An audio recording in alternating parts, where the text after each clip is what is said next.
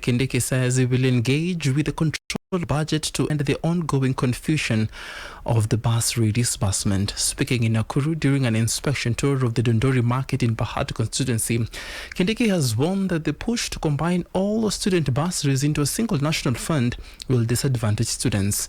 The Controller of Budget Market Nyakango had in January instructed devolved units to hold the withdrawal of funds for bursary schemes covering primary schools, secondary schools and tertiary education, saying that the county government's mandate does not extend beyond the pre-primary levels. Viongozi mbalimbali hawapaswi kuzuiliwa kupeana bursary. Kama kuna bursary inakuja kupitia ofisi ya MCA ipeanwe. Ile inakuja kupitia mbunge ipeanwe. Ile inakuja kwa ofisi ya governor ipeanwe. Ile inakuja kupitia Ministry of Education ipeanwe. Controller of Budget will engage with that office to make sure that bursary issues are streamlined. Speaking separately from Kithure County, Interior and National Administration Cabinet Secretary Kithure Murkomen drummed up support for the NGCDF kitty as a preserve of the members of parliament, saying it has been a lifeline for the lawmakers to establish security premises in the constituencies. Ati kwa sababu amepoteza kazi, anataka kuanguka pia na NGCDF. Sisi, we support NGCDF 100% and we want it to work towards kusaidia kujenga more police stations na more administrative units kwa across the country. Na ndio ikue sawa, nilisikia pia ikisema kwa hapa kuna police station mahali yenye haina cell. Sisi tumesema na nimepea directions to IG na he is already working on it.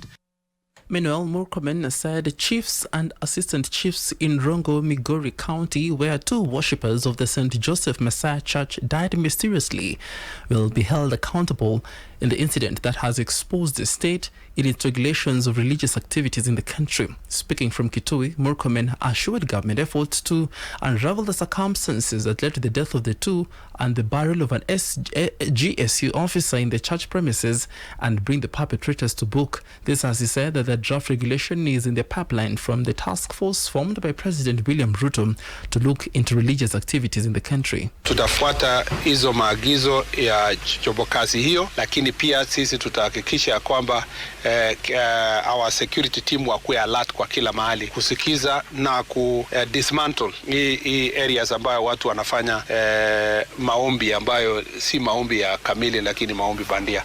Na uliona kwamba si rahisi. Tunaomba pia wananchi watusaidie kutoa habari kwa serikali na kutoa habari kwa polisi. Pearl Newsbeat. And clinical officers in Nairobi County have commenced their strike protesting the county government's failure to implement key demands, including enforcement of career guidelines, promotion and staffing issues. The officers, speaking through their union representative, have found that their return to work agreement have not been met and address the heart of the protest in the demand for implementation of career guidelines developed by the Ministry of Health last year by all stakeholders in May 2024. It says that the Ministry of Health has not met any of their demands to date. It is notable to note that we have negotiated, we have discussed, we have had meetings, but nothing is forthcoming. Every time we go into meetings, there is nothing that comes out of that meeting. Number one, top of the agenda is we have 5 colleagues, 5 clinic officers that were appointed last year, April 18th. They have appointment letter. They were appointed alongside amongst some of us here, and they have never been posted 1 year down the line. 2 is what we call career guideline and progression. This is a policy document that dictates employment, progression, recruitment, and the career path and development for clinical officers. Pearl Newsbeat. Kihara Member of Parliament Ndindi Nyoro has intensified his calls for the country to address the national debt problem, warning that the country risks plunging into a deep financial crisis in the future. Ndindi said instead of the leaders condemning his sentiments, they should work to find a solution to tackle the crisis. He said the national external debt needs to be reviewed and warned leaders against politicking instead of working on the solution he provided. Whether we like it or not, that is a very great threat that we face as an economy. Kiangalia fedha ambazo tunakopa kama nchi, I believe there is another better way we can manage our public resources bila kuongezea Wakenya hapo beleni madeni kubwa. Na tukisema hayo, tunasema pia tukioffer solutions. And I gave the other day, instead of borrowing money that we are borrowing, for example, and these are things that I used to say even when I was serving in the previous position. If you check in all the Hansards in parliament, I always used to raise these issues. Government assets exist to make money for the government. They do not exist as jewels. Zile assets ambazo serikali iko nazo, zingine hata hakuna fedha iliwekwa hapo. Government stake, for example, in Safaricom is more than or going to 300 billion Kenya shillings. Pearl Newsbeat. The National Assembly Speaker Moses Wetangula and the former Prime Minister Raila Odinga visited Apostolic Nuncio Archbishop Hubertus Matthias Maria van Meegen to offer their condolences following the death of Pope Francis earlier this week.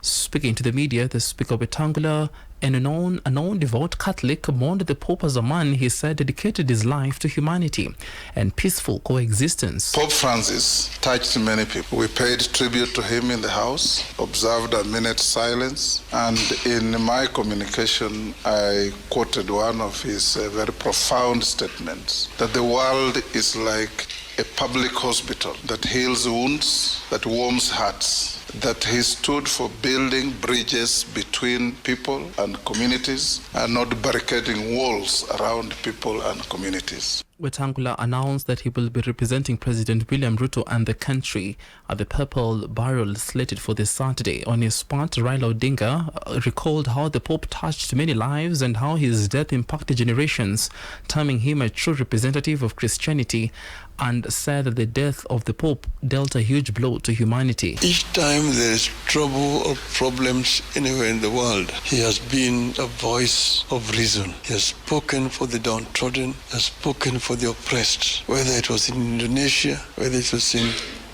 Gaza, whether it was in Mexico, wherever it was, he was strongly against injustice. Today marked the second day the Pope laid in state with the thousands visiting the St. Peter's Basilica to view him. Pearl Newsbeat. The Duke and Duchess of Sussex are calling for stronger protections for children from dangers of social media, saying enough is not being done. Prince Harry and Meghan have unveiled a memorial in New York City, which is dedicated to the memory of children whose families believe harmful material online contributed to their death.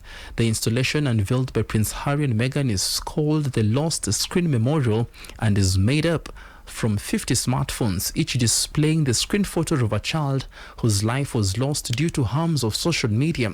The children's images were shared by parents who are part of the Parents Network set up by Prince Harry and Meghan's Ackwell Foundation. This is in support of a network for parents whose children have experienced harm from social media. Prince Harry and Meghan have been supporting families who say social media played a role in the deaths of their children. Pearl Radio, the home of fresh and classic hits.